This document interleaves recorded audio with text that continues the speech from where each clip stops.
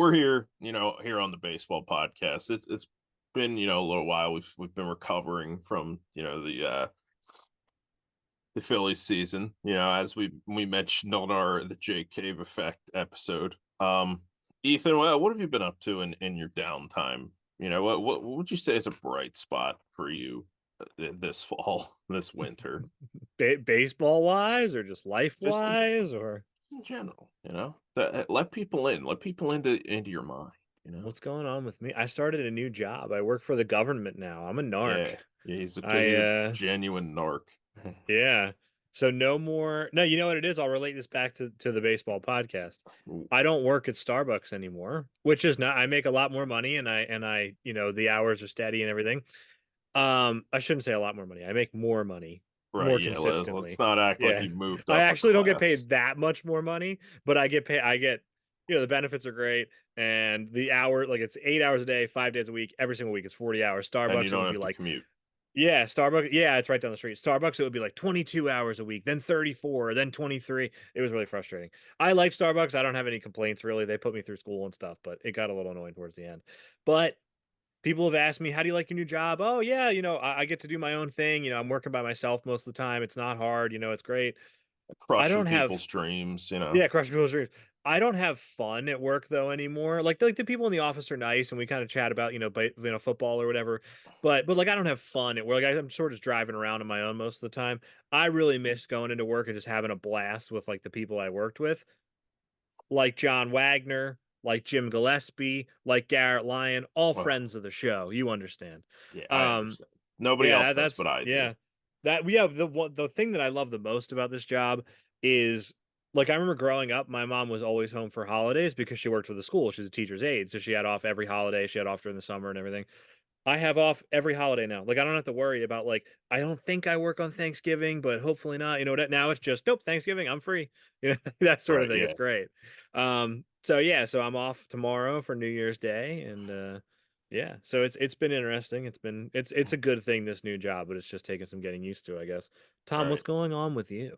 What's going on with me? Well, let's see. What would be a good bright spot? Well, I found out today that the okay, we're talking about bright spot. This is more of a rose and a thorn situation.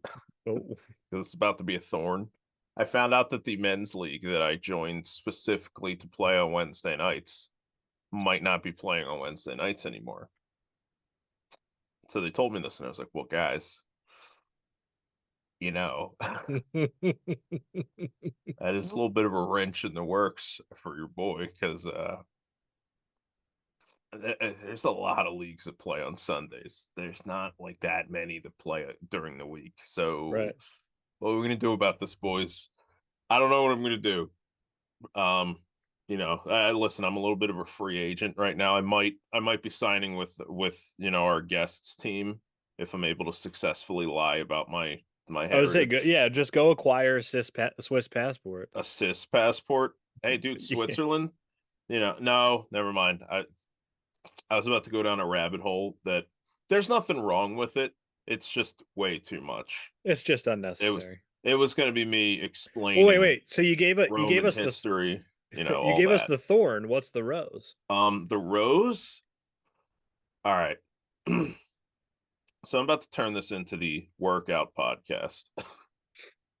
Okay, because I have been working out. All right.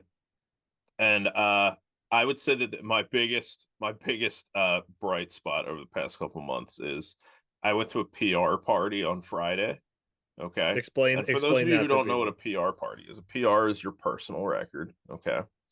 And I went and I thought I was going to do some very reasonable PRs for somebody who has not really been training for that long at all.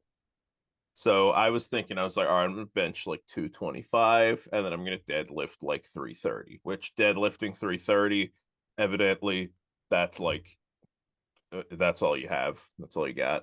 All right, whatever. So I went over there. I was like, all right, you know what? I'm not going to kill myself. So I went over there and the guys that I was with, I'm going to keep their identity secret. Okay. I don't want to put them on blast because, who knows if they're ready to deal with this level of fame. Um, they pushed me a little bit. Okay. They were like, come on, you can do better than that. And I ended up absolutely obliterating both of my PRs. To the So tune of. I deadlifted 450, which is like 50% higher than I thought I was going to. It's not, it's like 25. I did the math wrong on that. But and then I benched 290, which is evidently that is like freak zone for somebody who was not training that for Now me. does So that mean like one rep you and got it up, or yeah, you did a yeah, full your set? PR is 1 rep. Okay. That's you can do a PR for like a number of reps, but I don't know any of that. So I have no clue what I would even like be at. I remember I'm trying to do the math here in my head. My mom, like when I was growing up, had like a little, like Fisher Price basically, like, bench press. What do you call like the whole apparatus? Just a bench it's just press. yeah, it was a bench. Yeah, a Yeah, bench, yeah, yeah. She had one of those in the basement. I know you're familiar with this. And there yeah. was 25-pound weights, 10-pound weight, and 5-pound weights. So that's 50, 70, 80. And then I think the bar was like 15 or 20 The pounds. So it ended up bar I being, think is usually 45, but I don't know what hers was. I would say this was smaller. So it was probably like 15, 20, maybe like 30 pounds. So it ended up Okay. being around like 100, 110 pounds roughly. So like when Okay. I was in high school, I was taking like weightlifting classes and stuff. And so like I remember like in high school, like every year I would like get a little bit more. Not that I was ever in shape, but like, you could Right. lift a little bit more. But I never, like, I would go home and I would work out sometimes, and I could never bench more than like 110 pounds or whatever because I just didn't, like, I wasn't going to go out and buy more, stuff and like overload Right. the Yeah. bar. So I just every year, you know what I mean? Like, I would just go down there and just do the same weight for like 4 years. Yeah. You're like, And hell yeah, dude, I'm killing it. now I don't work out at all. So I was doing better back then. No, now you work in. Yeah. Although I will say this new job, it has me getting my steps in, brother. Oh Because yeah. I'm basically I'm the for those who don't know, I'm the code enforcement officer for Fulcroft. So I basically just drive around and like check people's permits when they're doing work and like that sort of thing.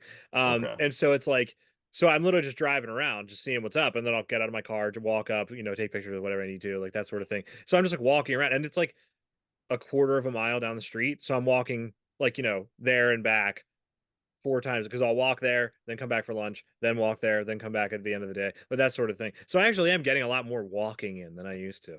So it's Oh, nice. so I you'd have an say you're app. really getting your cardio in, is what you're Yeah, saying. you could say that. I have an Ooh. app. This is a free plug. I have an app called Fantasy Hike, which is like a Ooh. Lord of the Rings. I showed it to you. It's the best. Yeah, I It know. shows That was you. an ooh because I knew it was Yeah. coming. It shows you on a map where you are along Frodo's journey to Mount Doom, and then Okay. it'll give you little updates like as you pass. So like if you get like into the mines of Moria, like distance wise, it'll give you a little notification that you're there and everything. Right. So And then I it go on spawns a the, Balrog for you to run away yeah, from. of course you understand. Yeah. So it'll show you like when you're projected to reach. I think the whole thing is 1,780 miles is like the entire journey from from Bag End to Mount Doom. So Okay. I it'll show you like when you're projected to hit it, like based on like your average daily walking, like when you're projected to reach there, like 9 months from now or whatever, and then it'll Okay. show you your average day. And so I remember I did it once, like all the way through. I've had the app for that long, and it was like 3.6 miles or whatever day I was walking. And then this time I'm at like four and a quarter, something like that. Oh, So I'm down, yeah, so I'm walking more. I'm walking dude, more. you're I really don't want to pumping those numbers up. I don't want to Look out, brag, but Sauron. although this is hilarious. I was my wife's uncle is a cardio, he's like a heart surgeon basically. And he's sort of, Okay. I don't know if he's like world renowned, but he's like very successful. Like people fly out to have him operate on their heart. He's like really well Really? regarded, I guess. He's great. He's super fun. His name's Lauren Lukowitz. So, Yeah, look him up, uh, guys. If you need yeah, heart no, he's surgery, great. He's he's the he's baseball podcast certified heart yeah. surgeon. He's this really interesting character. He lives in Colorado, but he's from South Carolina, and his family is French Jews. Yeah, he's an interesting guy. So Anyway, he's like is he a descendant of Dreyfus? he's like a, I don't know, he's like a citizen of the world, I guess. But he's this interesting guy. Did you just roll your eyes that No, but I should have. I I no, you know what thought I did? I imagined the Mr. Worldwide meme. yeah, yeah. Well, so anyway, going back. I was talking to him on Thanks. I see him like once a year for a holiday, and he's Right. super fun. I love it's one of those things where like when I see him, it's just me and him in a room for like all of Thanksgiving. It's super fun. Okay. All right. So I we like were that. so Can yeah, so vibe we're with sitting that. there and we're chatting, and I don't remember how we got talking about this, but he's a doctor and I'm not, so I'm just taking everything he says, to heart. And so he Okay. says something to the effect of he was like, "Yeah, people work out wrong." And again, I have no idea if this is true. I'm just telling him what he told me. And I Okay. was like, "What do you mean?" And he was like, "Yeah, you know how people like long distance run and everything?" He's like, "That's actually not particularly helpful." And I go, "Why?" And he goes, "Because basically the thing that you're doing for your heart is getting everything up to speed. So like the like pushing your heart and your lungs to get like that capacity to be able to get up to like speed is the important part, not the actual running of the 20 miles." And I was like, "Really?" And he's like, "Yeah, so all the benefits of like cardio happen in the first 5 or 10 minutes." He was basically like your body like adjusting into that is the important part, not actually doing all the exercise. And again, I'm not trying to lead people astray. Go out and run. I don't care. I'm not I'm you know what I mean? I have no idea what I'm talking about. No, That's you not know even what? told me. Don't. Okay. Yeah. The- And I was like, "Really?" And he was like, "Yeah." So he was like, "Honestly, it's a lot better to do like vigorous workouts a little bit than to do like really long sustained workouts." And I was like, "Okay." And then I kind of thought about it and I was like, "I don't do either of those. So I don't even know why I'm asking about this." And Right. I was like, "So define a workout." And he goes, "Walking briskly." And I Whoa. was like, "Wait, really? That's all it takes?" And he was like, "Literally just anything to get your heart rate up." And I was like, "Well, I walk Watching a briskly." horror movie. Yeah, I kind of was like, "I walk the dog a couple times a day. I walk briskly. Does that?" And he was like, "Then you're doing great." And I was like, "See, I'm thin. I'm doing great." Hey, oh, hell yeah. You Yeah. know what? So Health guru Ethan yeah. Williams. So I have no idea if what he told me is the truth. I have no idea if I applied that correctly to my life, but I'm feeling better about myself. You know what? So I'm a big fan of that. You found a way yeah. to put a positive spin on things. Exactly. We're like 10 minutes into this intro. We got to cut this down. But Do Tom, we? what are we going to do today? Actually, I I, should tell you because I haven't pulled up. yeah. You know what, Ethan? Yeah, What are we gonna do today? feed me. Today, today, Ooh. Tom. Let's start that over. Go ahead, ask me again. No, you know what? I'll keep it going.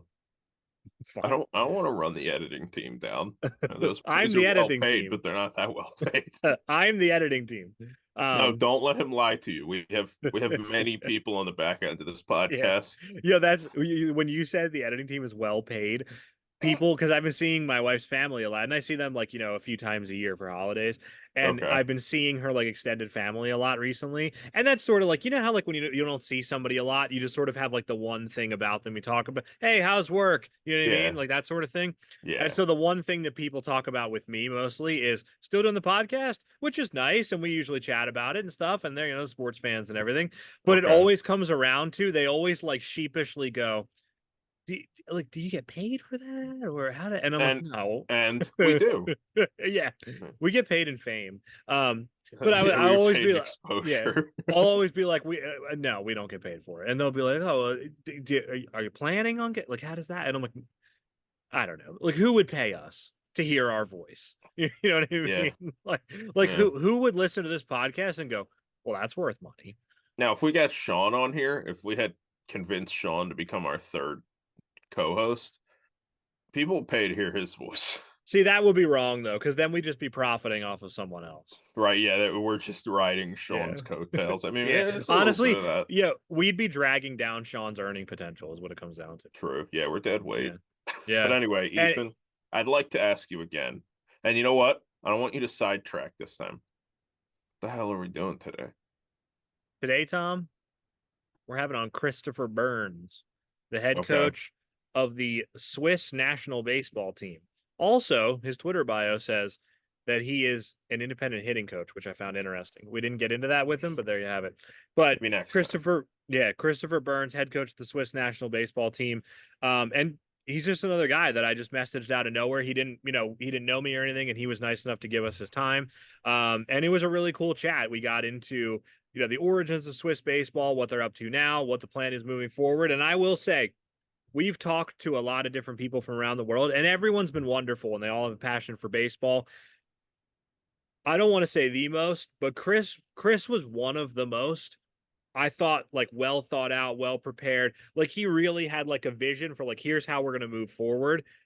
And it seems to me like he's on the right track is what I'm getting at. Yeah. So Yeah, so it was really nice to talk to him and have him actually lay out, here's how we're moving forward with Swiss baseball. Here's the next step that we're working on right now. Here's who we're getting involved, that sort of thing. And so Uh, I think the future is really bright. I don't know anything else about Swiss baseball other than what he told right. us. So it was really cool to just get, because I'm not, it's not like Australia where we get talking about it. I know all the background and everything. Like I was a Right. clean slate coming into this Hmm. conversation.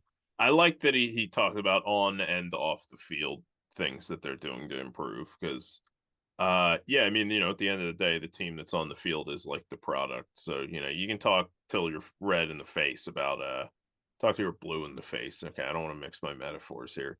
Me About, either. oh, we're gonna do this, we're gonna put feelers out to this to get this kind of money. But you do want to hear like, oh, okay, well, we got these guys involved to teach our players this, we're recruiting from here. This is what we're trying to do to make our, these players better pitchers, better defenders, all that sort of thing. So I liked hearing that too. That's, you know, I feel like we don't always get into that with our guests. Yeah.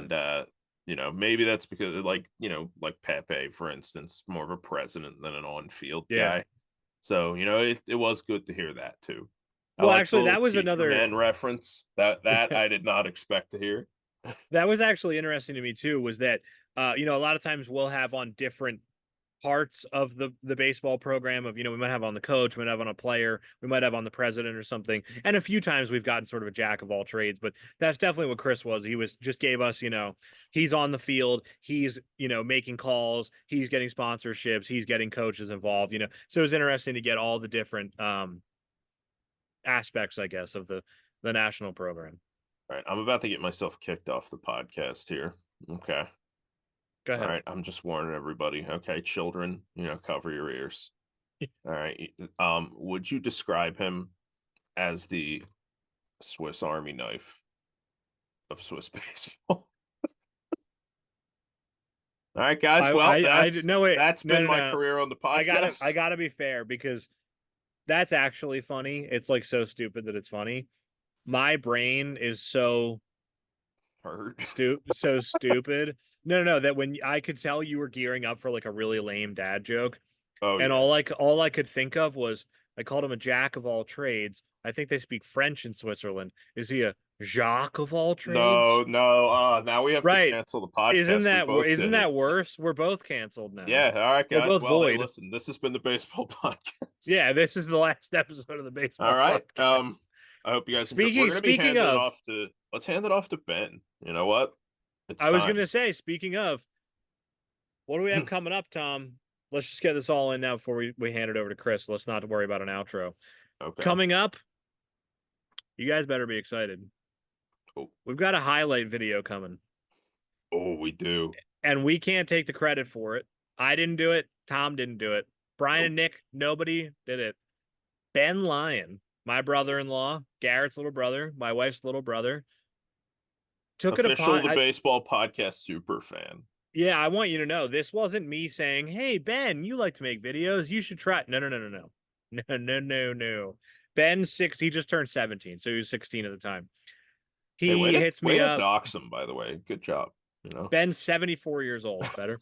So, so Ben hits me up out kind of out of nowhere sometimes, and he'll just sort of say something along the lines of like, "Yeah, I really like this chat with this, Dan Vaughn guy or whatever, whatever the topic is of the day." And I'll Mhm. be like, "Oh, cool. Thanks for listening to the podcast, whatever." And then he started texting me and he would send me like little funny things that happened. And he'd be like, "Oh, I really thought it was funny when John said this, whatever." Okay, cool. He hits me up. This was like a couple of weeks ago. And he hits me up and he sends me a clip of me. Just like I forget what it was. It was doing something stupid. And I was like, what is this? Right. And he was There's like, a it's lot of from contenders yeah. for that And part. he was like, well, it's from the podcast. And I was like, I don't understand. Like, what does that have? Why are we watching this? And he was like, I made a highlight video. And I was like, what do you mean? Dude, he made like a 45-minute, I think it's like 42-minute long video of just like highlight of just things that he thought was funny. But he added in a little surprises too. He added in some visuals, he added in some audiols, whatever. Audiols. Audiols? I don't know. Well, you can say visuals. I don't Are know what we you call. Shakespeareing new words into existence over here? Yes. Yeah. Yes. Audiols. Yeah. First He first added in uttered by it. Ethan Pachersky off the baseball podcast.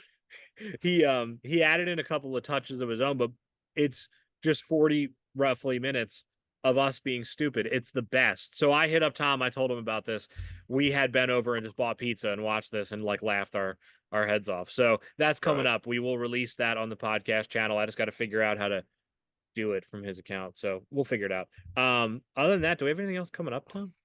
I don't think we have anything specific. I mean, you know what we do have coming up is the new year.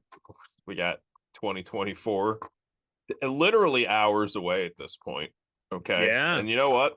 It's going to be a new year. And what's more, it's going to be a new you. And I'm talking to everybody out there who's listening. So there's going to be at least 7 or 8 new yous Yeah. in the near future. And I want you guys, to make the most of that. All right.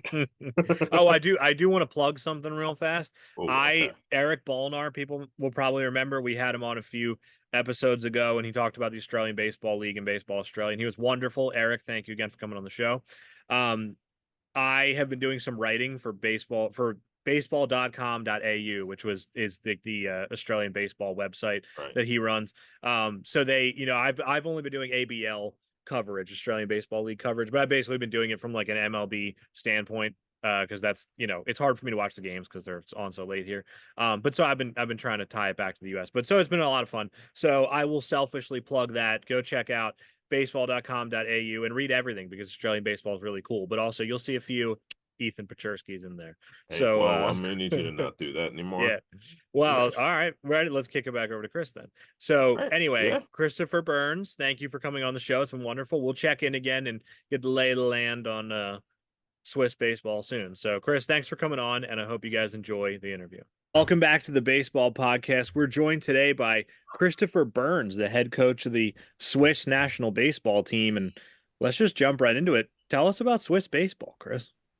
Yeah, well, like most of the teams in Europe, it's still in the sort of the infant stages.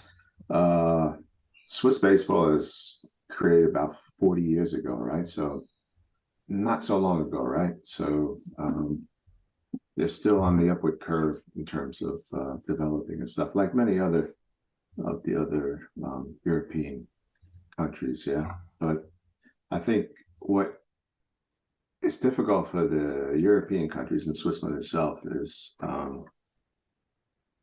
coaching. Just having high level coaching on site in these countries, it's very, very challenging to develop the programs, right? So I think that's one of the struggles in Europe we have is in terms of getting the funding and coaching to move forward. And but it's slowly happening. I mean, it's coming together, right? So I think a lot of the European countries are making good progress now, yeah. And so, but that's still a big need for the European countries, right? I think when people look at Switzerland, they think of a very, very rich country, and quality of life is really good here, and crime is low, and poverty is low, and everything in that aspect is really, really great for the people that live in Switzerland. The democracy is good here and everything. You can't complain about living in Switzerland. But when it comes to baseball program, we're at the poverty level. We don't really get any funding from the state. So that's similar to all the other European countries, yeah, that don't get money from like the World Baseball Classic and qualifies and all that stuff. So everyone else is in a similar boat to get dollars to move forward. Yeah. So yeah, that's kind of state we're on now, but we're kind of making headway. A lot of the international teams here in Europe, especially with the World Baseball Classic coming, there's more money coming, and people are gearing up for that and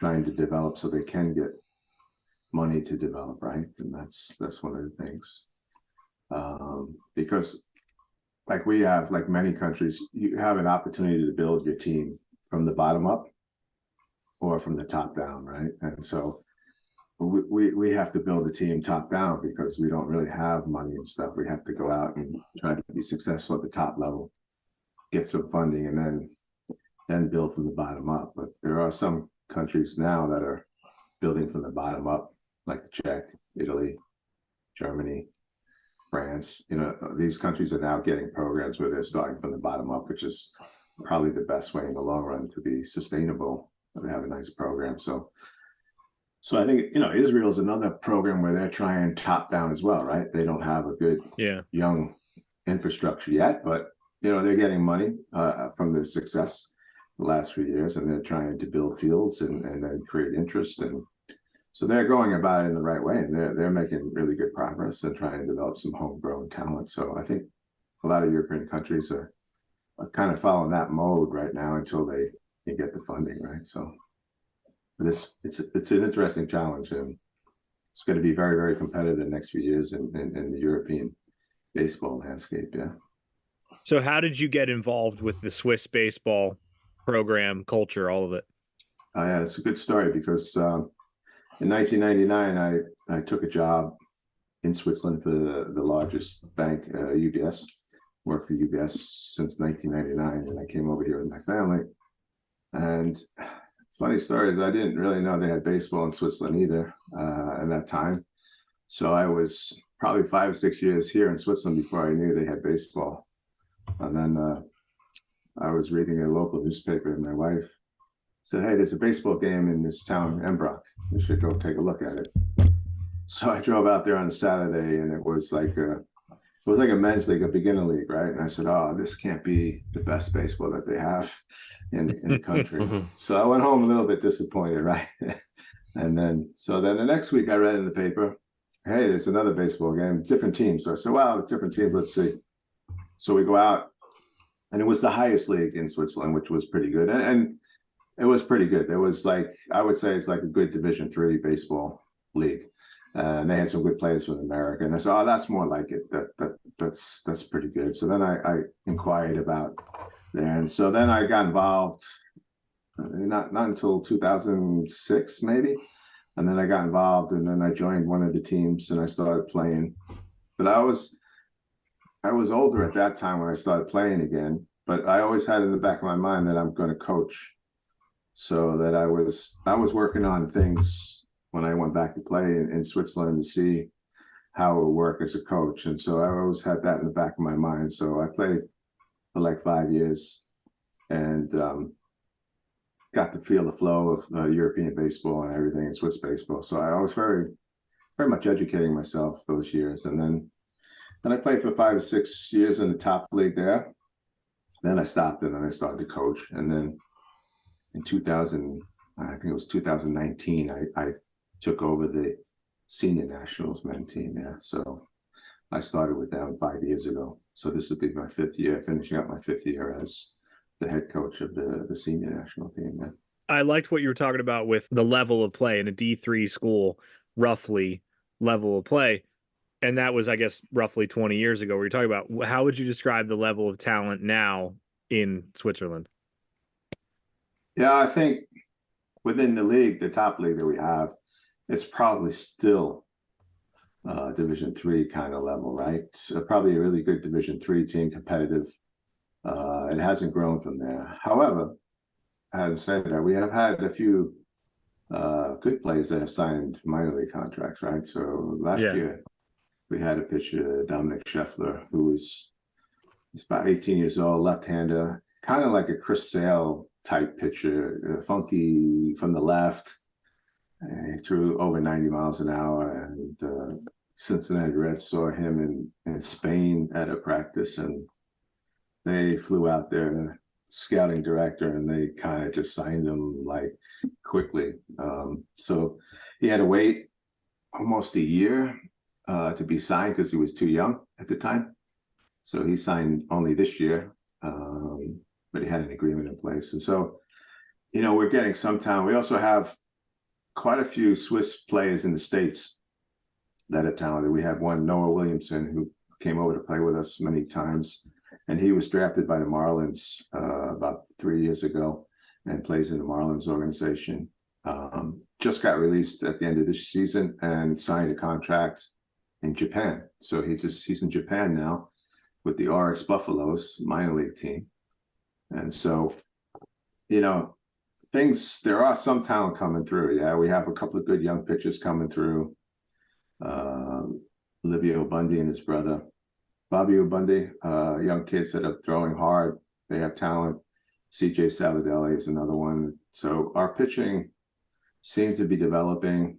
And so I think our team will be competitive the next 5 years on the European front. So I think we're really optimistic about where we're going with the program and stuff. So, but like I said, going back to before, there's a lack of knowledgeable coaches, right? This myself and my pitching coach, Roger Sabadelli.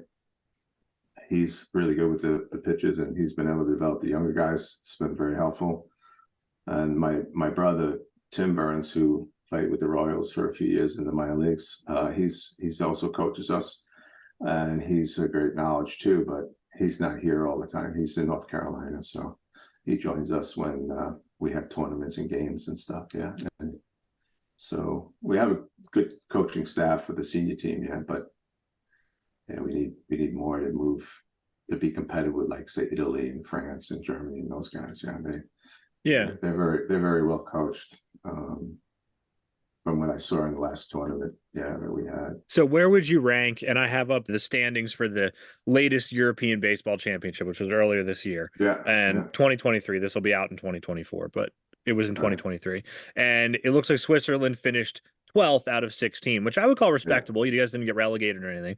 Ahead of a team like Greece, who has some, minor leaguers and stuff. But then below the top of the top, like Spain and the Netherlands and Great Britain and stuff. So where would you place Switzerland amongst the levels of European baseball? Sort of a mid-tier team, maybe? I think that's a really, really good question. I can give you a lot of insight into all the teams that were there, because that was our first tournament, right? And I got to see what was out there, right? Now you have an idea about these teams, but not until you actually play them and stuff, right? We knew going into the tournament we had a very talented team. However, we lacked pitching. We had Dominic Scheffler, who I told you was signed for the Reds. He had a Tommy John surgery, so he was not with us.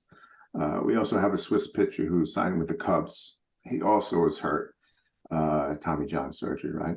And we had a few other pitchers that were also hurt. So we had like 4 or 5 of our like top line pitchers not able to make the team, right? So we knew it's going to be challenging tournament for us pitching wise. And so we knew we had 1 or 2 really good pitchers, and we were going to make sure we won the 2 games we needed to win to stay up. And that's what we did. We did really good to do that, right? So you could break down the tournament into the top 8 and the bottom 8, right? And so we finished 12th, which was good for us. We didn't get relegated. However, when I look at more detail, we played 3 top teams: Israel, Germany, and Italy, right? We played them with subpar pitching, right? So let's go. The last game we played Italy. They had all their starters, and they threw pitches that were all throwing 90 miles an hour against us. And we battled them. We made a few errors that led to a lot of earned runs. But if we had played a little better defensively, and that would have been a very close game. So same with Germany. Germany, we just had a bullpen. We threw 9 different pitches, which was, not ideal. And they took advantage of that. But we also made a few errors in there that made the score look a little lopsided. But we came back on them in the middle of the game, and they put a few of the starters back in the lineup. They got nervous that we were close. It was like a 6-5 game. It was very close in the 5th inning. And, we just didn't have the pitching to be competitive there. But, I know that we can compete with the top 8 guys now, right? I mean, although the scores don't look it, when you look between and peel away the onion, you can see we can compete with them. And the guys believe that now, and so same thing with Israel. I mean, Israel beat us bad, but, oh, man, we had a couple of bad errors that should have been a 4-2 game, but the score doesn't indicate that. So, yeah, we can hang with the top 8, and I think the next tournament, if we have our top pitching staff in there, we're going to be very, very competitive in the top 8. I mean, my goal would be eventually to get to the top 8 and the top 25 ranking. That's I think achievable for us if we could put it together. The guys starting to believe now, their first tournament. And let's not forget, in 2022, when we had to qualify for the B tournament, that was the first tournament Swiss baseball has won ever in 4 years. They never came close to winning any tournament. That was the first one. So that was a huge win for us in 2022. And then we got into the European Championship now. Played well enough to stay up there, show that we had some talent. We beat some of their teams that were ranked in the 20s. And I think we can compete with the ones in the top 80. But we need to make some additional changes and get our pitching. And it's exciting for us. I think it's going to be an interesting few years. We have a couple more years to, get those final pieces that we're missing, and so last year for the 2023 tournament, we had added some pieces to the team to improve our fielding. We have been typically poor fielding, and right around like the team fielding marker 920. And so in this tournament, we went up to 980, and that made a huge difference in terms of our ability to stay and win games. And so, that piece worked. We got better offense. We scored runs. So, some of the pieces were working for us, but obviously the pitching, when we needed to compete against the top three, we just didn't have that depth to keep them in place. And but we knew that going in. But, I like that they competed. And to me, I saw a lot of positives within those three losses that we had to them. So yeah, looking forward to the next time we play. Yeah. One of the things that I pulled out of that this is just a opinion thing on my behalf, but you mentioned that a lot of those scores are sort of, they're sort of deceptive because of a couple of like key errors that, sort of let the wheels come off a little bit. Yeah. I do kind of think that defense is probably the easiest thing to coach into guys. It's a little harder to make somebody a talented hitter than than just work on like fundamentals on defense and stuff. So that seems like something that would be relatively doable to shore up. And then once you get those better pitchers too, I mean, I think that you probably will see those scores start to be a little closer together.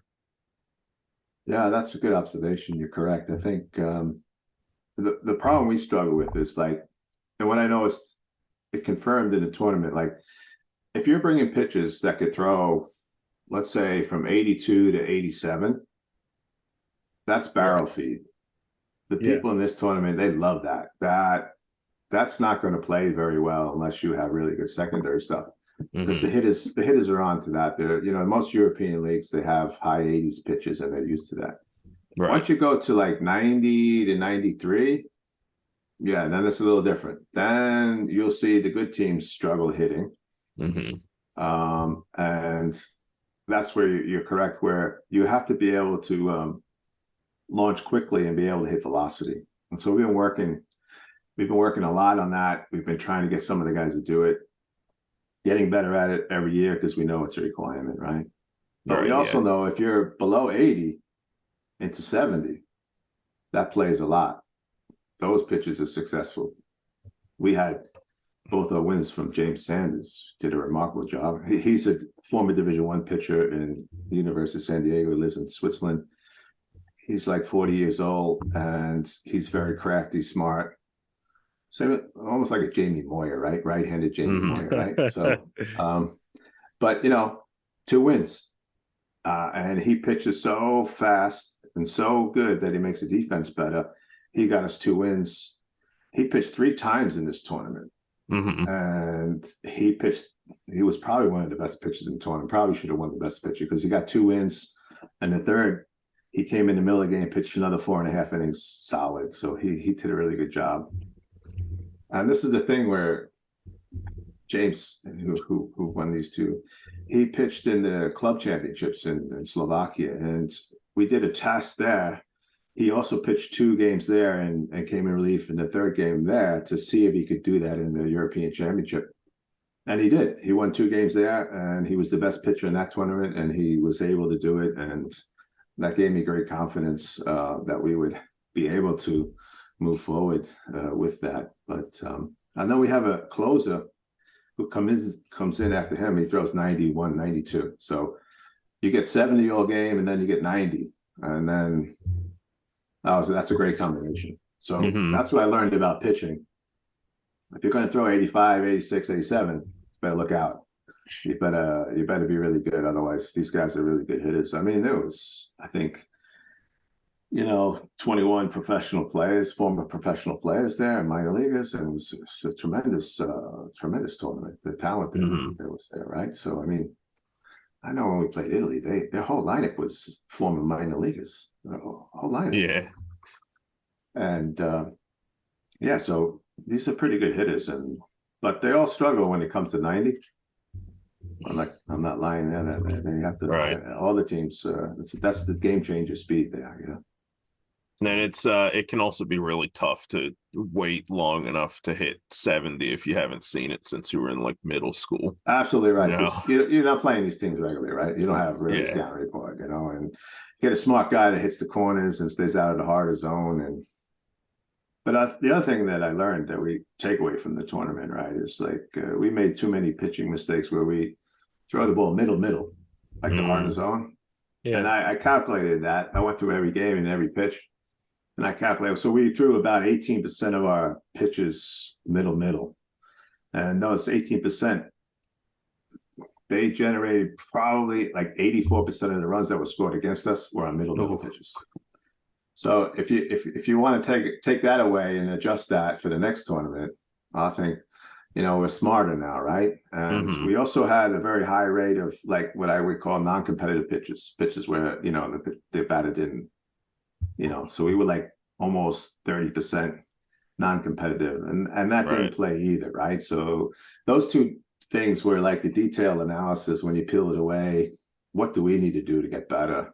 And those were two of my takeaways that now we put in a new pitching philosophy of how we're going to work for the next 2 years, try to implement it. We also, in terms of bat speed and velocity, we worked with a lot of professional hitting coaches. Like my good friend is Kevin Seitzer from the Atlanta Braves. He's helped us a lot. We've been to Richard Schenk, who has worked with Aaron Judge and a lot of major. Oh, that's Teacher Man. That Teacher Man, yes. He is fantastic. And, we're just teaching the launch quickness. That's all we need. And the thing with that, it's like, depends on how they're built and what they could do. You could get quickness in a lot of different ways. And we're just trying to get whatever their swing is most comfortable to get quick so that they can hit 90 plus. And, so we have a couple of different hitting coaches with different styles, but all trying to be launch quickness as the base route, trying to get guys to be able to hit that, right? And so so we're working on the hitting for the last 3 or 4 years. We have some good help in the major leagues, and with the Teacher Man, they're good friends of ours, and so we utilize the knowledge that they have and try to pass it on to our players. So Well, it certainly sounds like you guys are doing everything you can to make this team to get it into fighting shape. Yeah, it's a learning process for me as well. I love to get these guys to learn and stuff, and we have a lot of Zoom calls in the off season with major league coaches to help us at certain aspects of the game, and they've been really, really open and helpful. We had gentleman Kai Correa, who was the bench coach for the San Francisco Giants. And man, he was just talking about infield play like crazy, and he gave us the whole defensive scheme for the Giants, how we should be, where exactly we should be, and we utilize that. And man, it helps. I mean, positioning guys right nowadays is a tremendous help, and we use that. And when I go back and I look at all the ground ball singles that were hit against us, I go back in the film and I look and see where the guys in the right position, were they out of line? And, 3 or 4 hits, they were out of line. Where if they were in the right position, they would have made those plays. And then hence, there's a couple of more extra runs that came around because of that. So, I mean, they're starting to learn that the position is really, really important. And they, if you just get lazy and forget about it, that can hurt you, right? So, we made improvement there. When you talk about fielding, you can make them better fielders by giving them the opportunity to be lined up correctly. That's part of it. So we're still working on that to improve that, but we have good infield, and we had Tim Leopold from the Toronto Blue Jays and the San Francisco Giants. He did a lot of base running with us and outfield work, did a lot of help with us. And as I said, Kevin Seitzer has joined us, and he's done some great stuff with us for the last few years. So the instruction and the information we're getting to pass on to the players is very high quality. And as you said, it's one thing to get the information, but to be able to transfer it into a skill is the biggest struggle. We all struggle with that. And so we're trying to make the drills that we do more game-like. The more you make them game-like, the better chance you have for them to transfer that skill. Like, you can't just go in a cage and do soft toss and then just throw overhand and then think you have launch quickness, right? That you have to have some really game speed stuff coming at you and stuff. So, you try to progress your drills where you get to a game speed so that it's not all one type of practice and stuff. So a lot of different elements that we're working in at the same time. So we have another 2 years to get it ready. But yeah. So you guys in those 2 years that you guys playing like exhibitions and things like that with other European teams? That's a good question. Well, let me tell you, in Europe, if you're in the B pool, right? Okay. Which we were, none of the A pool teams want to play you. Oh. Right. So that's dirty. Why is that? Because they're in the A pool. They don't want to play. So our neighbors, they're above you. Is that what you're saying? They think less of they you? probably don't want to risk getting guys hurt playing against teams that they don't think are worth their time. So I mean, like Austria, our neighbor, which is a quick drive, couple hour drive. We always try to play them. I always call the coach there. Can't really play her.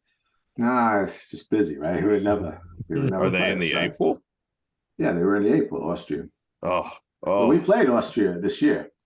And when I went to the plate meeting, tell you a funny story, I went to the plate meeting, I said, "How you doing? You remember me?" He said, "No." Okay. I said, "Okay." Oh.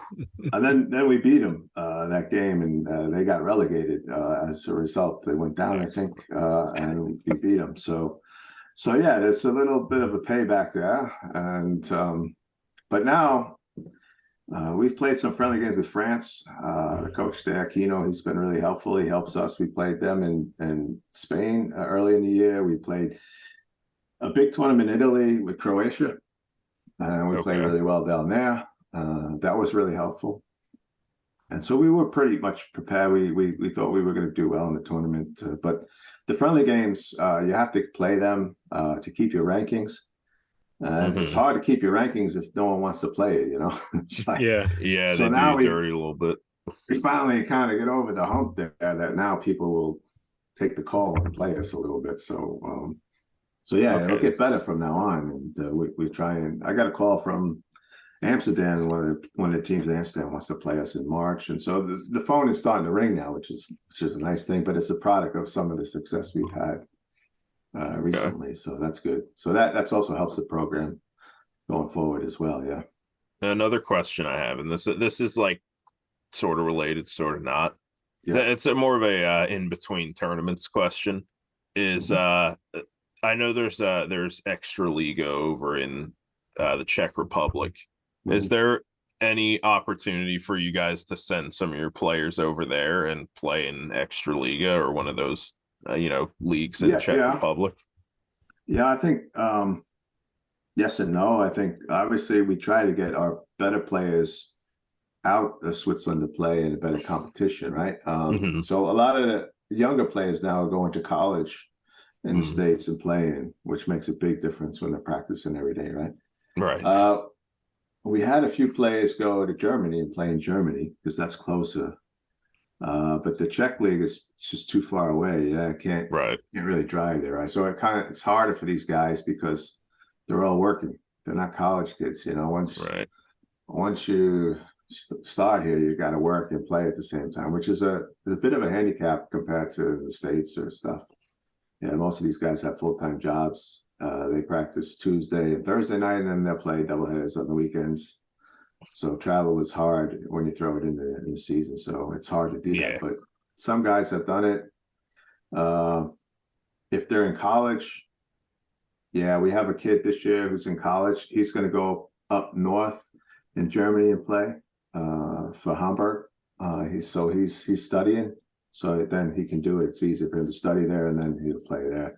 We have a kid in Holland and playing in Amsterdam. He's going to school there. He's going to play in the league in the Dutch league, so that's good. So it depends on the situation, more or less, of the player. To be honest, yeah.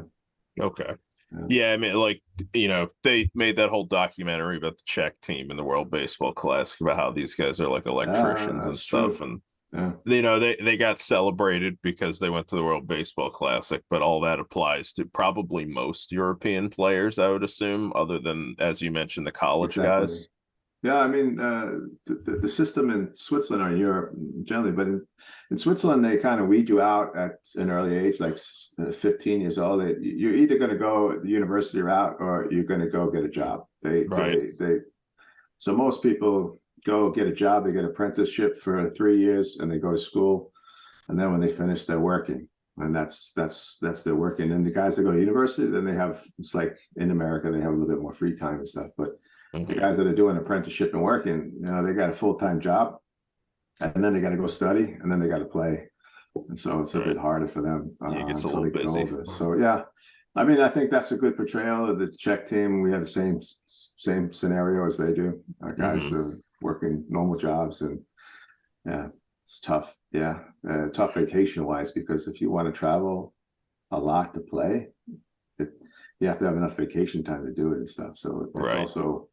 You got to balance that and stuff. Yeah. So it's not as easy as in the States. And like I said, we don't get any funding, so we pay for everything. Yeah. And we have to pay, probably 5,000-6,000 each player pays 5,000-6,000 each year for travel and costs and stuff on their own. So you add that up over 24 players, that's a lot of money, right? So yeah, that's dedication. Yeah, that's a lot of dedication. So it's hard to kind of, you know, bring the hammer down on people. It's, you know, it's hard because the situation's a little bit different, you know. But I know in the Czech, those guys are actually getting paid from the Baseball Federation as well. There are some federations in Europe that pay their players, right? Which is good, and that's what I'm trying to get to, the point where you can pay the players, because what that does is it gives them a path. You know, like before in Europe, baseball was not really a path for anyone. You know, think about soccer in the U.S., right?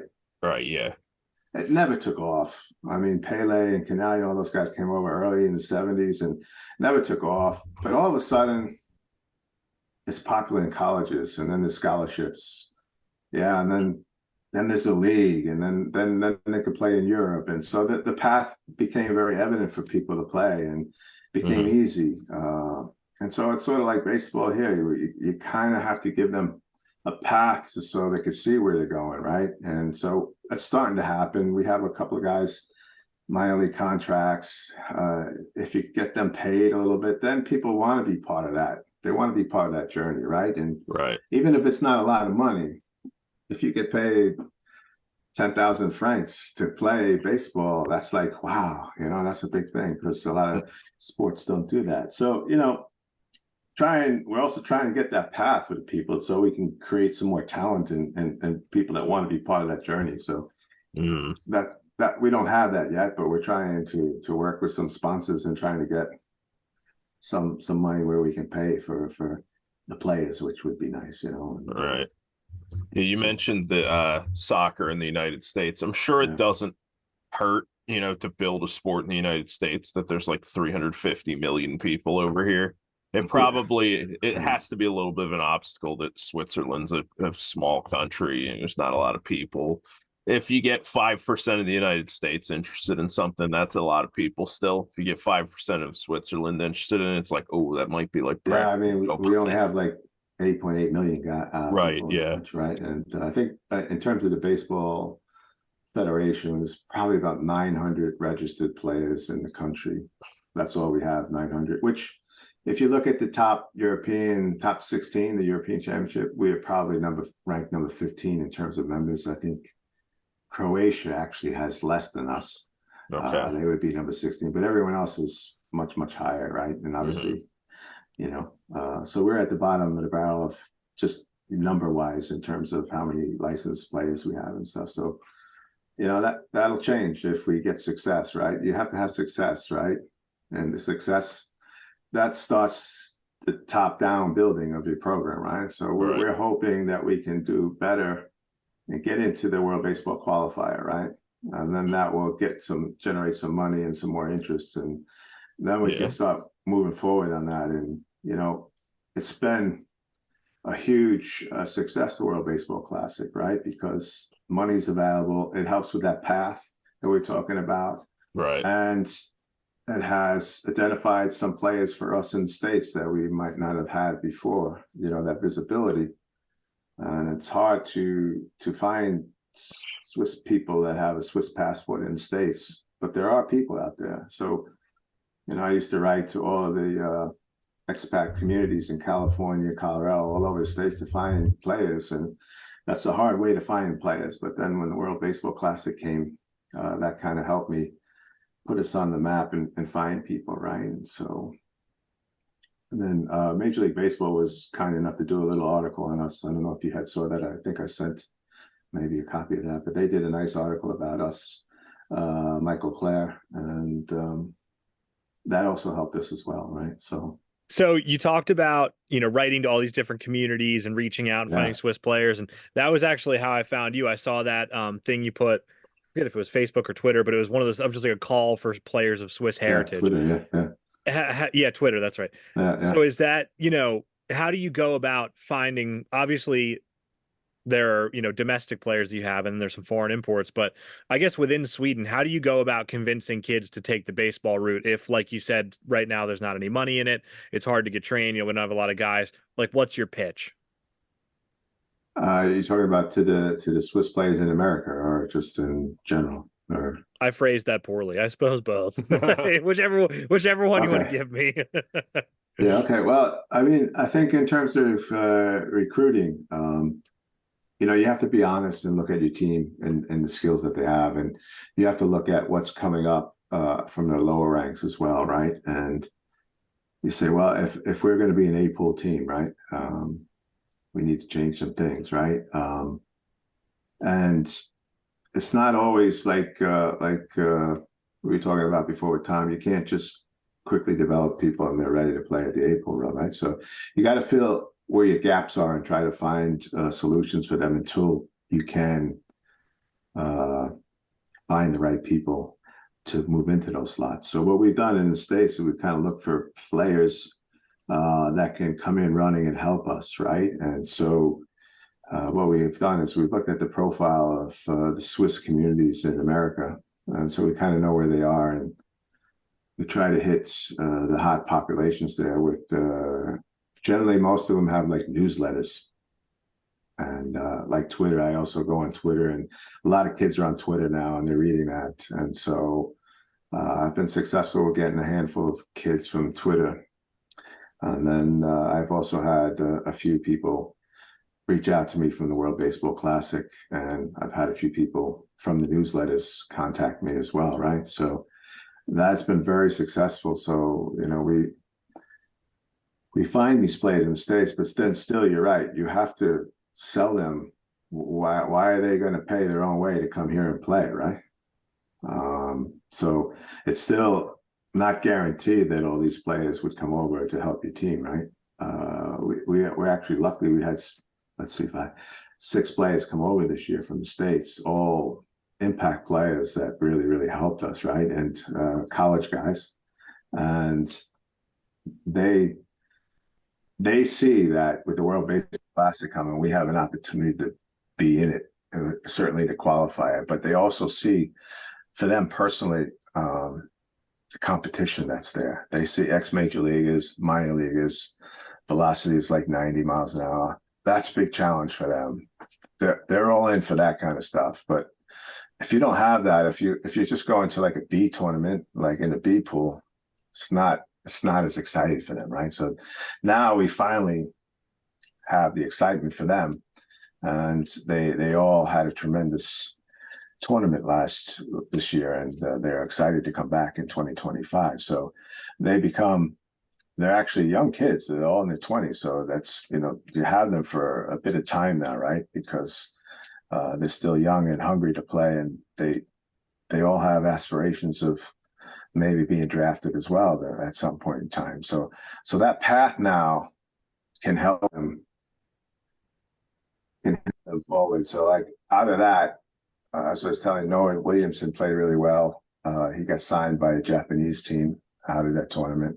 We also had a community college player, Will Vassar, shortstop. He was signed by Memphis to play Division One baseball next year. So guys are looking to get signed from the community colleges to Division One, and they're also looking to increase their career. So from that aspect, it works really nice now. But we had to be in the A pool and be able to play and convince them that's the path. There's a path there for them, and they can see it.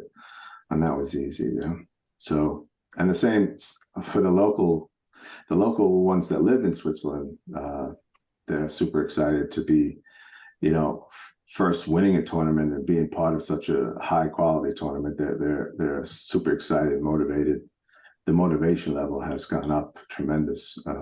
So, like I said, I'd like to get sponsorship and some money that these guys get paid. That they're working hard, that they get a little bit of payment, so that it's not for nothing, right? But yeah, so I think right now it's a pivotal time for us in the next 5 years. We have to be able to produce and still stay competitive and move up and get some funding and money, and then we can start working from the bottom up, having maybe full-time coaches and some facilities and getting that going. And then that motivates people as well. If they have the facilities and they're getting paid a little bit, they see chance, then it works, right? But that's what we're trying to build here, and it's still going to take us a bit of time, but yeah, that's kind of where we're at.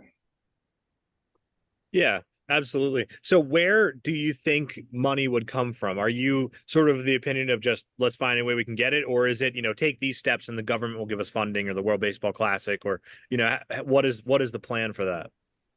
Well, that's a good question, because it's very hard to fundraise, especially from Switzerland, where people see Switzerland as a very rich country, right? And then you have people fundraising for your baseball team. And the problem is that people work. Some have families, some work, some have school. They don't have a lot of time to do fundraising and raise money for the team. So a lot of them just say, I'll just pay the money and then I'll have the free time. And so that's kind of what we've been doing the last few years. But now we have to travel a bit more. The costs are a little bit more. Now we have to have a serious social media and sponsorship program, which we're going to discuss this year, and try to get legitimate opportunities for funding, right? So that we get a few good sponsors instead of getting a lot of small sponsors where we spend a lot of effort and time. So we're going to have some meetings on that and try to do that. I'm working on a very big sponsor right now. If that comes through, then we'll be in good shape, but there's no guarantee that it'll come through. But those are the things, right? Setting up a nonprofit organization in the United States to go and talk to the Swiss companies that are based over there as well, trying to get them to have some charitable donations for us. So we're looking into a lot of different avenues now where we never looked into, right? And to get funding and sponsorship. So, we're optimistic we'll find somebody in the next year or two. Yeah. So the story's better now. We have some publicity and some results. It's always easier when you have some results, right? But Right. Yeah. yeah, Absolutely. Well, that's because we've talked to a lot of people from around, different areas of the world. And I remember I was talking to the manager of the Greek team a few years back, a guy named Rai Pathakos, and he was saying that one of the things was that when Greece held the Olympics in 2004, all of a sudden all these people, like the owner of the Orioles, came out and gave him like $1 million and everything. And then as soon as the Olympics were over, it was like back on your own, you know? And then they find, you know, and they're saying now like, okay, let's get into the World Baseball Classic now. And then, you know, when the Olympics come back around, we'll try and go back to the Olympic Federation. So I think it's all about like Yeah. what you can show, you know, these nations, and show your domestic program that, you know, you'll put these tax dollars to good use, I guess, for lack of a better term. It's a tough road. Yeah, I think a good example of that. I mean, I understand the Greece one, you know, and but if you take Italy, right? And I've had some conversations with the Italian team when they were there, and I spoke to Mike Piazza a little bit about that, and I like what he said. He kind of said, "Hey, the World Baseball Classic, that's business. That's not a development team. That is where you get your money to drive all your programs." And so that's why Italy has all these guys from America, and you know, people are upset in Italy that they don't take the local guys. And I think it's a back and forth, probably with a lot of European federations.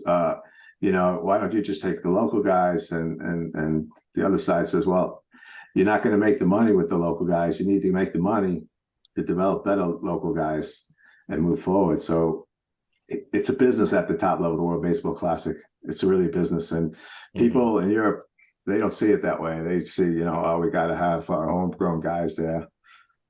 Czech was an exception, right? They had some really good players, Right. and they added a few, but not many. But they were a truly homegrown team, and that's good. But you know, you could see Israel and Greece, Italy, those teams. It's a business, and I think team that could be dangerous if they get in is the Polish team, right? They would have tons of players in the States, I think, right? Everybody. So Yeah, they I think would have they're a really, lot of people to pull from. Yeah. right. I've always They're thought that looking, I've always thought that with Ireland too. I know there's like a little Yeah. bit of buzz around the Irish program, and that would, good luck, you know. Mm-mm. yeah, I talked to the Irish guys there, and the problem they have is they're very strict, like Switzerland, about the passport. You know, the grandparents have to have a passport. And that's kind of, they're getting to the age where that's running out now. So there's not a big window of players for Ireland. So they don't get what you think they can get. Like the UK, the British are the same way. They're getting, I mean, the whole team last time was in pretty much US, but they had passports. So the problem with the playing field is not so level because the countries have different rules of eligibility for a passport. Yeah. And you could see the World Baseball Classic for the qualifier, they soften the rules because they want the best product, right? Yeah. So, you know, but what happens is you get a team like Spain, which is very good in their own. They can get Dominican guys and Venezuelan guys to come over and play in their league for a few years and then give them citizenship. And then they can go into the World Baseball Qualifier. Whereas we can never do that in Switzerland or probably Ireland or other countries. So we would be at a disadvantage when it comes to that. So the playing field isn't level yet, but yeah, it's a business, and you know, you got to be able to play the game as the rules are in place now. But maybe that'll change. But I don't blame other countries for doing that because they want to get money to develop their programs, and that's how it is right now. So. I think we've talked about, I don't know if you're familiar with Sean Spradling, but he became a bit of a big deal. I think we talked about this with him, even beyond just the building, you know, the local teams. There is also a little bit of a tension with the World Baseball Classic wants to have more teams in it. And some of those countries are just not going to field competitive teams right now. And it'll, you know, I mean, it kind of already is a little bit like just the US, Japan, and Dominican Republic, although not last year because Dominican Republic did not do so good. But, you know, they want to have more teams that look like they have a chance of moving. So I think they're sort of okay with, though, you know, the Israeli team is like 95% Americans. Yeah, it's just Team Jewish. Yeah. Yeah. Yeah, well, they're different approach to citizenship there, which is by religion, which is, you know, that's how they do it. And so, but I think that's a good point that you make with Sean there, is that obviously that's an issue, right? I think going forward, how we're going to deal with it. Yeah, it's difficult because it's not a good solution for it right now, but Right. I understand. Yeah. Are there current like major leaguers who are of Swiss descent who, like, if the rules were loosened, you would be like banging No, their lines? no, the only one that probably I would say Dustin Pedroia, but he's retired and Mm-hmm. he's got a bad knee, so he wouldn't play. But More of a I know he coach. has two kids that will probably be pretty good in a few years. So, but he comes from I think his heritage comes from the Italian part of Switzerland, and yeah. But I mean, I haven't reached out to talk to him, but Right. yeah. So we have not a lot of players like that, right? So Mm-hmm. yeah, So it's gonna be a different path to success for the Swiss team. yeah. We're the underdogs. We gotta, but I think going back to what Spalding said, like they want to expand it, obviously, right? But Yeah. they'll probably expand the qualifier, and then if you're not good enough in the qualifier, then they'll still keep the World Baseball Classic at 20. I think it's at 20 now, right? So they'll keep that at Yeah. 20, so that's competitive, right? Mm-hmm. I think that was by and large pretty competitive, those games, right? I think Yeah, they were pretty good this time. No, Yeah, not bad, right? there were a handful of teams. Like China didn't belong on the same field as everybody else, but maybe not, but Yeah. by and large, if you say 16, 17, and we're pretty competitive, that's pretty good. But the qualifier, they'll probably try to expand, yeah, and then they get weeded out there if they're not good enough. You never know if the Polish get in, which they would have to qualify or get invited. I guess it's kind of a mystery how the World Baseball Classic qualifier is done. I think it's still by invitation, but I believe it so. goes by rankings. I don't know. It changes all the time, so Mhm. you never know. But if they get invited, they can recruit a lot of competitive players in the States. I would imagine, that would, it's sort of like Greece could also probably get competitive, and so like the UK did, like so yeah. So I think Yeah. in terms of expansion, they'll probably expand the qualifier a bit and see how that goes, but they won't expand the big tournament, I don't think, because I don't think it would be competitive. Yeah. Well, I can actually shed a little bit of light on what you're talking about with Yeah. how the qualifiers work, because this was a Okay. mystery to me. And I don't know I don't know how much you paid attention to the actual World Baseball qualifiers over the past few years. Yeah, But yeah. there was in 2020, there was going to be qualifiers for the 2021 tournament, and they ended up both being postponed. But at that Right. point, there were I think 12 teams that were in the qualifiers, and one of them was the Philippines. And so they just put it on hold. 2 years later, they set up a new round of qualification tournaments, and it's 12 teams again. And the Philippines are gone, and Argentina is in their place. And I don't know anything about it, so I just went, okay, I guess Philippines went down, Argentina went up in the rankings. Who knows? Whatever. Mm. So we had on the president of the Philippine Federation. His name's Pepe Munoz. He was a really nice guy, and I asked him about that. And I'm paraphrasing. I don't want to get in trouble here, Okay. but he basically said he was like, nobody called, nobody asked. There weren't tournaments, so it's not like our ranking went down or something. For whatever reason, MLB or the WBSC or whoever, they wanted Argentina to get the showcase, and at the expense of the Philippines, basically. So I think it's like you said, it's invitation only, and Yeah, I they think at the decide end who it'll they. come down to that. Yeah. And the thing that's interesting to me is you can tell they're trying to grow the game in strategic areas. Like that's why China kept getting chance after chance, because China is like the biggest market in the world, and like a place like Pakistan, I really enjoyed watching them. I think they're doing cool things over there, but like they were not of the caliber of the rest of the teams in the qualifiers. And you can tell like somebody in Pakistan has the ear of somebody at MLB. You know what I mean? Like you could tell there's things going on there, because there are other teams like the Philippines would have put a more competitive team on the field, but Pakistan has an in. You know what I mean? So like I wonder if it's like you have to play politics or something. Like I don't know how it goes. It goes down to the revenue, I'm sure. I mean, you think about it, Yeah. right? China has revenue potential where Philippines probably not, right? So you can see that they want to put the best product out there and make the most money, right? That's what it basically Right. is. But Right. when you look at your other example, right? That's a different story, right? It's not. Poland would be a huge draw, right? They would probably generate a lot of revenue, right?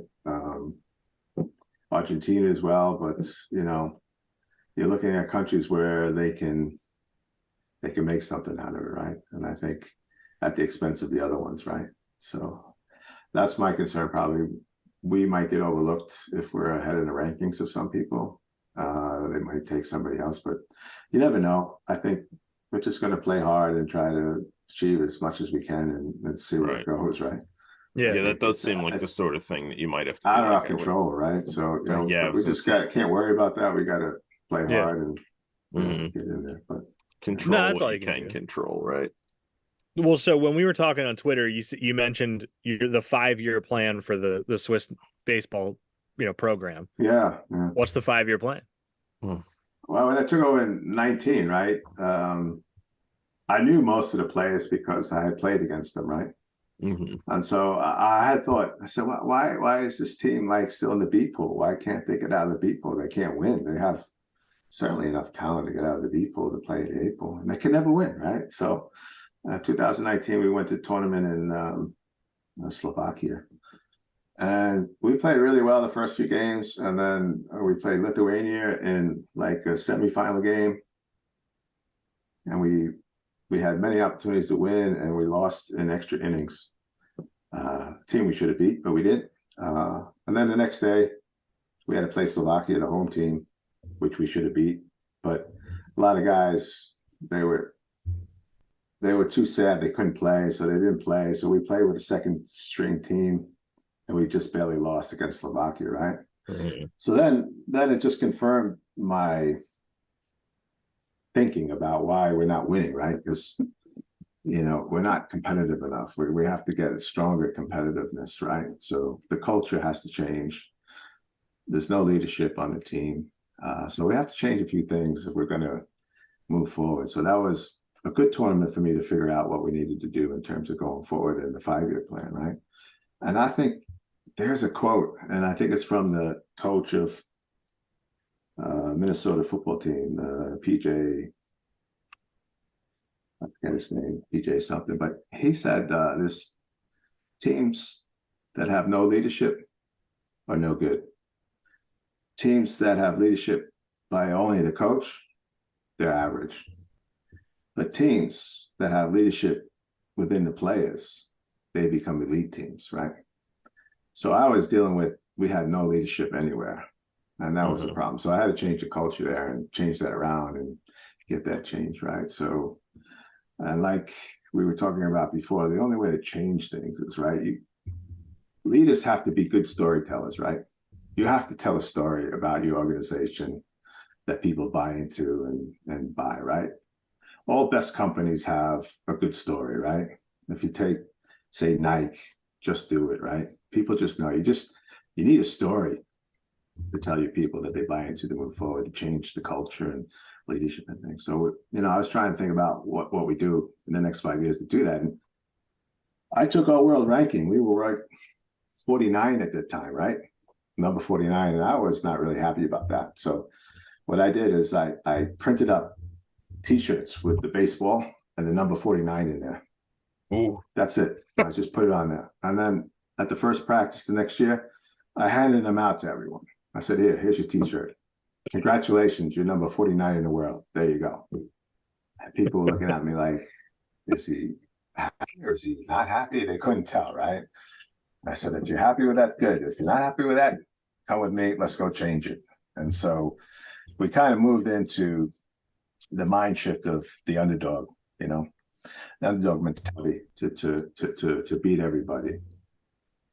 So that was one part. The other part was just stealing from Bill Belichick, do your job. Right. Everyone just do the job, right? What do we need to do to win? You need to do your job. So we're going through that. We're trying to change that, make sure you know what you're doing. And the third thing was to win, W-I-N, which means what's in it now, right? What's important now?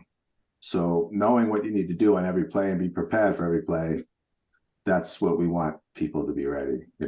We want people mentally ready to be played every play because you never know which play is going to impact the game.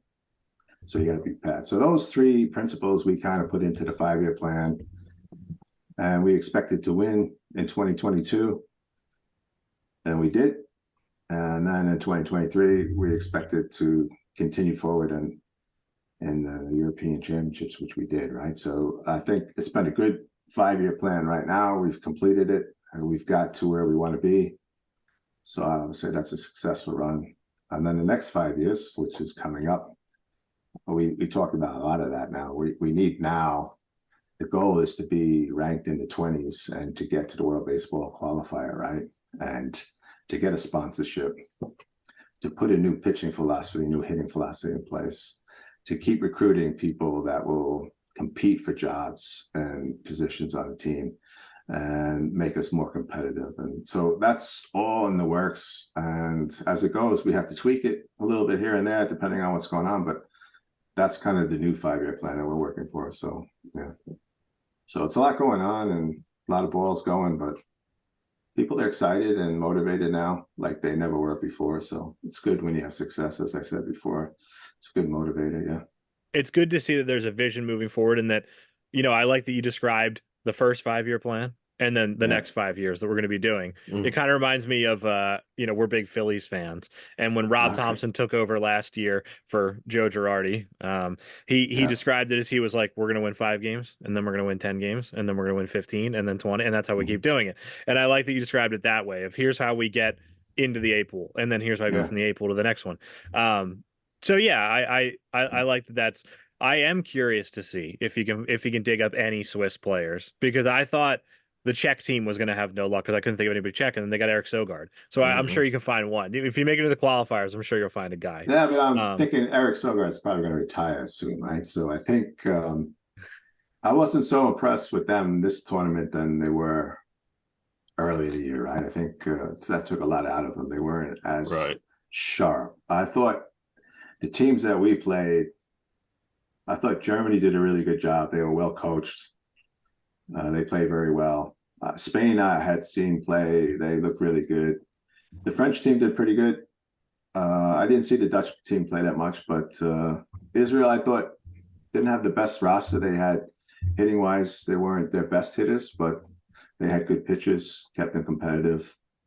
But I was impressed with Germany. I thought they played very well in the tournament, and they were probably, outside of the Dutch and Spanish and GB and Germany, were probably the other ones that were pretty good, yeah.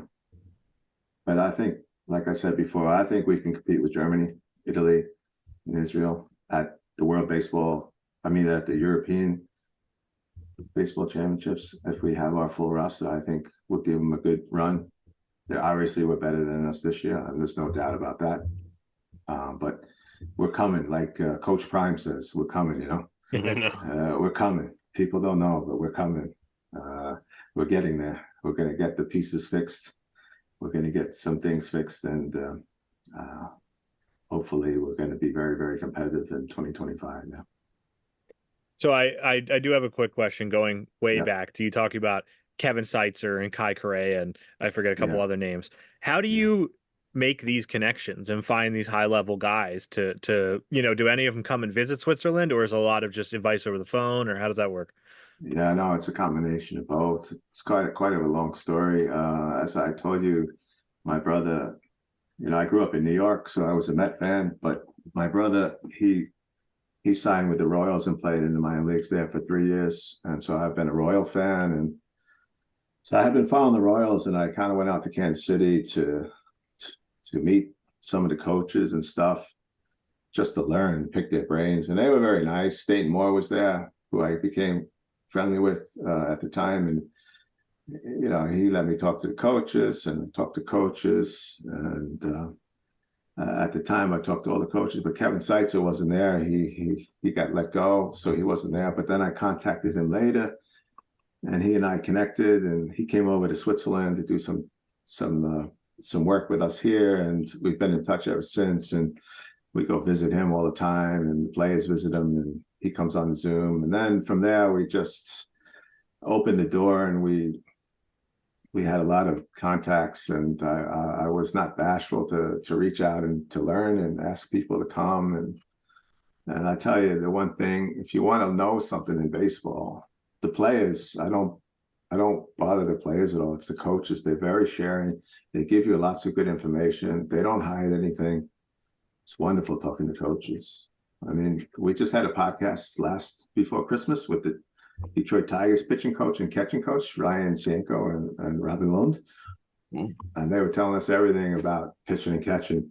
It was fantastic, and Robin was telling us about what we need to throw in certain counts, what's successful, what's not successful, and they have statistics to back it up. And yeah, so I've been lucky to get good people on the podcast to help us, right? I mean, Trevor Bauer came on a couple of years ago, and he helped us. And Trevor Bauer, wow, that guy, he is a world of information, and he shares it. And he did a great job with us, teaching us everything he knew. I learned so much from him about pitching and catching. I learned from Ryan Sienko, infield from Kai, pitching from Robin. And we also have Brent Strom, Brent Strom from the Diamondbacks. He's another good support of us. He's been to Switzerland 2 or 3 times. He stays. He's a good friend of our program. He helps too. And picking the brains of all these people and giving the information to our players allows them to learn, get their baseball IQ up, because that's one thing in Europe. The baseball IQ is not. It's not an easy thing. They're not born with the baseball IQ like in the States. So they have to really continue to watch baseball and hear the fundamentals. And I send them like every other day something about the fundamental, and just to get them thinking, and just to be ready and prepared. And they need that because they haven't grown up playing it from age 3 or 4, right? So yeah. So I mean, we're lucky to get people to come on to chat with us and stuff. So we've done good things. We also had, from the Cincinnati Reds, we had the guy go over the batting order, how the batting order should be structured, and what type of hitter should be in what slot, and what they do and stuff. Okay. So we have little things that people don't know about that help us. And for example, like when you're in the number 4 spot, you should have a guy that hits singles. That's it, because usually the 4 guy gets up when there's a guy on base, and you just need a single. So we put our best single guy in the 4 spot, and he had the best tournament. He hit over 400, a lot of RBIs, and all he did is hit singles, and it was fantastic. So, you get these little gems, and you use them, and when they work, it's a good feeling. And I just tip my hat to all the coaches that help us, and it's been really, really good learning experience, but also applying it and using it in the games. I think the coaches are happy when they hear that we use it. And after we qualified and we did well in the qualify, I would write to all those people that help us and told us what we did and how we used their stuff, just so they know, close the circle and let them know they were very helpful for us, and keep the doors open. But yeah, we use all the stuff we learned from those guys. Yeah. So it's a big advantage. I don't know if anybody in Europe has that, but probably we might be the only ones, right? But just being aggressive, just trying to contact people and see if they'll help us. But I only go after certain specific core skills. I don't go after everything, right? There's got to be, a reason to have somebody on to talk about it. We need to do something with that skill, and then we'll have somebody on just for that specific skill, right? And so, is there anything we didn't touch on, or anything that you want people to know about Swiss baseball? I mean, I think if you look at our conversation tonight, we're on an upward projection, and we're just trying to implement those missing pieces. And we're happy to have players that want to be part of that journey and want to compete for a roster spot and help us. We're more than happy to have people in the program, right? And so if the people that are listening to this, if they know anyone that's Swiss, please drop a dime and let them know that, it is a very interesting path and journey to top of the baseball in Europe and hopefully during the world, with the World Baseball Classic. But yeah, we're excited about where we are and where we could potentially go, but comes a lot of work though, right? Just because we didn't get relegated doesn't mean the next tournament is going to be like that, right? You don't know who's going to be injured. It's a lot of things can happen in the next 2 years. So you can't take it for granted what you have now. You still got time on your hands, and injuries are always a problem, right? You never expected them, and they come right before, So speaking of injuries, I have to tell you a funny story. So the last game of the tournament, we're playing Belgium, and our pitcher, he's coming off the bus, the starting pitcher, he's coming off the bus, and he slips down the stairs, and he grabs onto the railing, and he breaks his finger on his pitching hand. Oh, And so an hour before the game, we lose our starting pitcher, and then we have to not that we've already had a lot of injuries in pitching, but our starting pitcher on the last day broke his finger right. and wasn't able to pitch. And so, yeah, that was kind of not good, but you never know. You got to be able to make adjustments. So we adjusted, and yeah, we didn't win that game, which is disappointing because I thought we were going to win that game if our starting pitcher was there. But yeah, so yeah, but yeah, upward trend.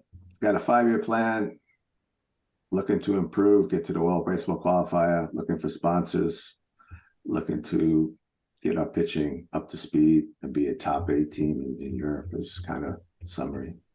Yeah. Yeah. It was really nice for you guys to invite me on and talk to you guys. I'm glad that you're passionate about this. And by the way, I found a Swiss guy in the Phillies organization. Oh. He retired. His name was Kusnacht or Fasnacht. He played Double-A a few years ago, and I contacted him, and he said he's retired now and he's not going to play. But it was worth a try. Yeah, you got to. If you want to look back in your minor leagues for Fasnacht, I tried to get him to play for us. So yeah, all you can do is try, right? Yeah, I mean. Well, hey, listen, if you need players, I mean, we can always lie about our Swiss heritage and head over. I'm terrible, but I'll come give it a try if you want. Yeah, you're warm bodies over I've always fantasized about that. Like, I want to travel to a place and establish residency where baseball is so obscure that I'd be the best player in the country. You know what I mean? Yeah. Like, I want to go to Sierra Leone or something and just create my own little baseball empire. But I think I'd rather live here. To the Middle East, I think. If you go to the Middle East, you have a chance there. Yeah, baseball Iran. Yeah, baseball Iran. The most impressive thing about the European Baseball Championship, and I have to tell you, it's funny. In Prague and around all the baseball fields in the Czech Republic, they have great fields. They're maintained great. It was a fantastic experience. But in every single dugout, there's a urinal. It's amazing. I've never saw that anywhere. You can go to the bathroom right in the dugout. It's fantastic. That's glorious. I never saw that in America. I don't know if you guys have, but they have that at Frawley Stadium. I played one game at Frawley Stadium. It's the Blue Rocks in Wilmington. It's a national single A team in case you know. Okay. Yeah, I know the league there. I mean, the Royals had a team in there for many years. Yeah. But yeah, it had a little thing, and you just go to the bathroom at the end of the dugout. It was really cool. I thought that great thing. That was That's amazing. I know, Chris, but yeah. Well, why don't you go ahead and plug, your podcast, your Twitter, any Swiss baseball accounts or websites you want people to visit, and also tell people the best way they can get involved and help out Swiss baseball if they're so inclined. You drop your merch store. No, we